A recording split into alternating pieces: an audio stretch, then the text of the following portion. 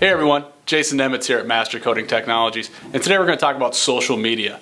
The pace at which social media and internet marketing is moving is incredibly fast. That's why it's important to be aware of current trends and to stay ahead of the competition.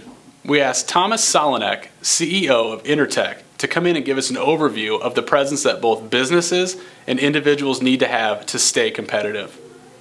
Most of this is for companies, but a lot of this still pertains to you, the individual. At the conclusion of this video, we'll get you started in taking those first steps into your social media presence.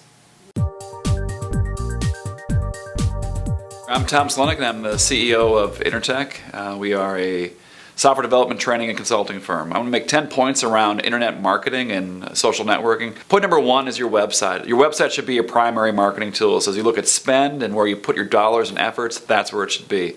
Point number two related to your website is you want to capture the information from where people are coming as well as ask qualifying questions. So use forms. Do not have hot links to email. So you want to be able to say, where did this person come from? Point number three, content is king on the web. You should be having a blog, you should have information on YouTube, iTunes. When you create content, repurpose it. Take your stuff that's in your blog, record it and put it on in YouTube.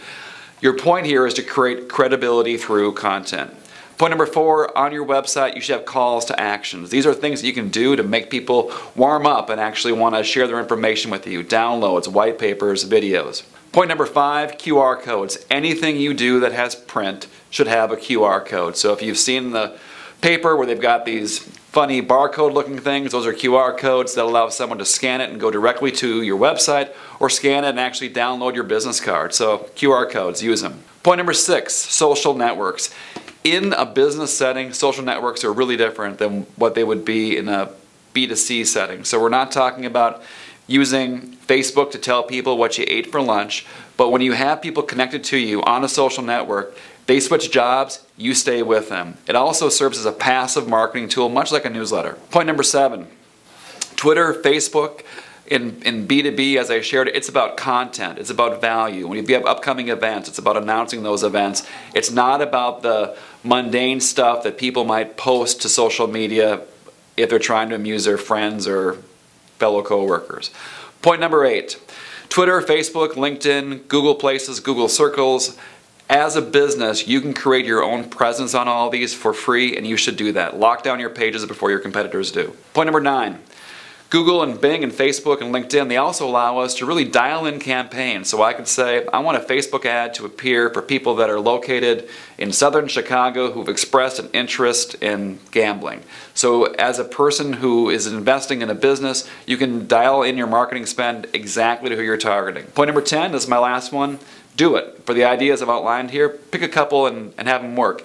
Don't do them if you're going to do it not well or infrequently. So don't set up a Twitter account if you're only going to tweet twice a year. So going forward, in the world as we know it, it's important to use social networking and online marketing as part of your marketing solution. So let's get started. Up first is LinkedIn. LinkedIn is a professional networking site which we'll be using to expand our contacts. Go to linkedin.com. You can use any email, but can only create one account. Once you've entered the fields and verified the account via email, you've established this account. From here you can start linking to other professional contacts. But more details on this will be in our next video. Second is Facebook. Facebook is a social networking site which allows you to connect with others as friends and also make posts and share other pertinent information. While this started as a way for college students to stay in touch, it has become a site that some companies even make as their company homepage. We're going to make a business-only account, so we would advise that you keep this separate from your personal Facebook account should you have one.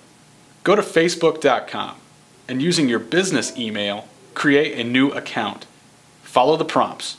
You'll have to verify the account via email, but you have now created your first business Facebook account.